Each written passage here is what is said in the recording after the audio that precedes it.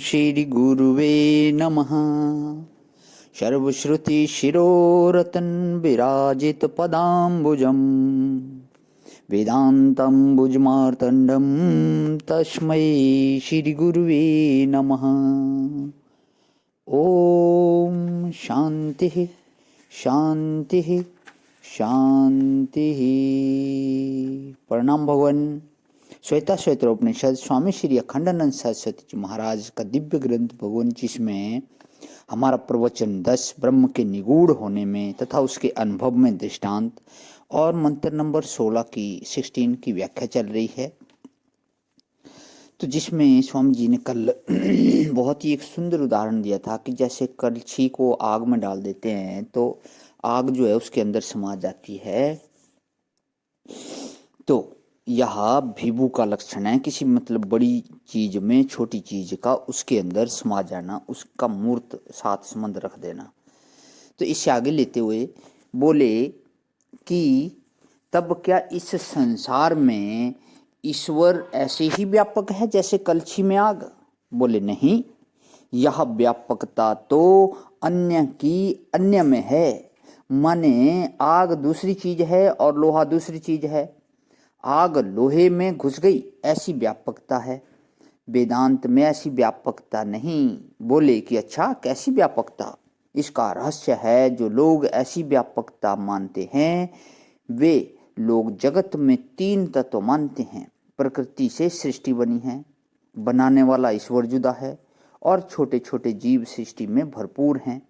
तो वह जो निराकार परमेश्वर है, निमित्त कारण है, वह प्रकृति रूप उपादान कारण में लोहे की आग की तरह से व्यापक होता है।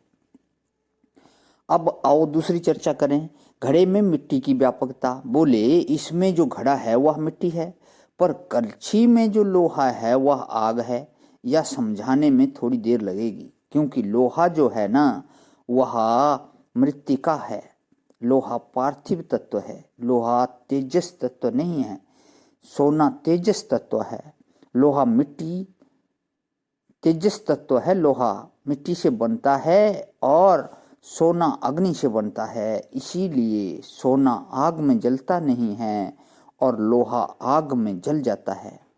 चांदी भी आग में जल जाती है, तांबा भी आग में जल जाता है। ये सब पार्थिव तत्व हैं। भला धातुएं अलग अलग होने पर भी मिट्टी के ही विशेष हैं। अच्छा, तो घड़े में माटी। बोले तो माटी सो घड़ा और जो घड़ा सो माटी। इसी प्रकार इस संसार में ईश्वर व्याप्त है।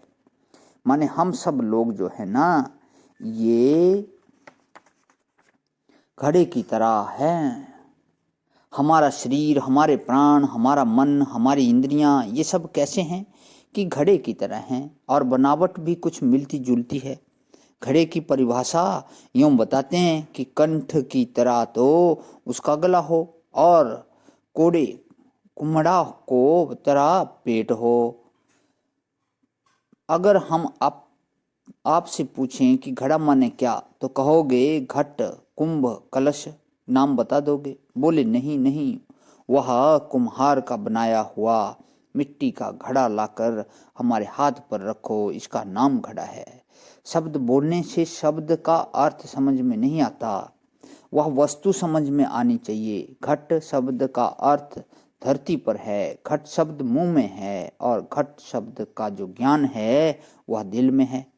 दिल में ज्ञान है, मुंह में शब्द है, धरती पर वस्तु है। अर्थ का ज्ञान तुम्हें कब होगा? जब वस्तु की समझ आएगी।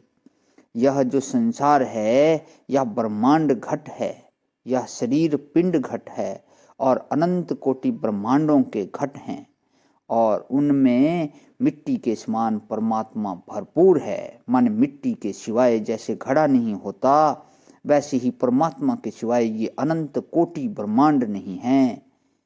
एक दृष्टांत हुआ, जैसे समुद्र में हजारों तरंगें उठ रही हैं, ये तरंग जो है ये ब्रह्मांड है, और समुद्र क्या है कि समुद्र परमात्मा है। जैसे आग में सैकड़ों चिंगारियां निकल रही हैं, चिंगारी ब्रह्मांड है और परमात्मा अग्नि है। जैसे वायु में हजारों झोंके चल रहे हैं, हजारों प्राण चल रहे हैं, तो झोंके प्राण ब्रह्मांड हैं और वायु परमात्मा है। बोले हम सब लोग अलग अलग बैठे हुए हैं। क्या है भाई? बोले हमारी सांस अलग, तुम्हारी सांस अलग। अरे अभिमान के सिवाय और कुछ नहीं है। हम लोग सब एक जैसे ही हैं। एक ही हवा में से सांस भीतर घुसती है और निकलती है। सबके शरीर में एक ही माटी, एक ही पानी, एक ही आग, एक ही आकाश सबके घड़े में है।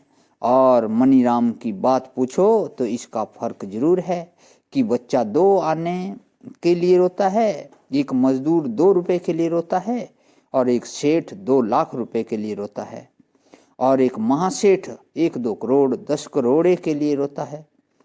बोझ उठाने की जितनी ताकत है मात्रा उसके हिसाब से बढ़ती जाती है, लेकिन रोते सब हैं। कोई तो आने के लिए और कोई 2 करोड़ 10 करोड़ के लिए। तो मनीराम की भी गति तो वही है ना। कोई अपने गोरे बेटे के लिए रोता है, कोई अपने काले अस्वस्थ बीमार बच्चे के लिए रोता है, लेकिन रोते तो सब हैं। सबके मन की यही गति है। किसी को बोलते हैं रो, किसी को बोलते हैं सो, तो मन के संकल्प अलग अलग हैं। प्रणाम भगवान। आज यहीं विराम। ओम शांति शांति शांति।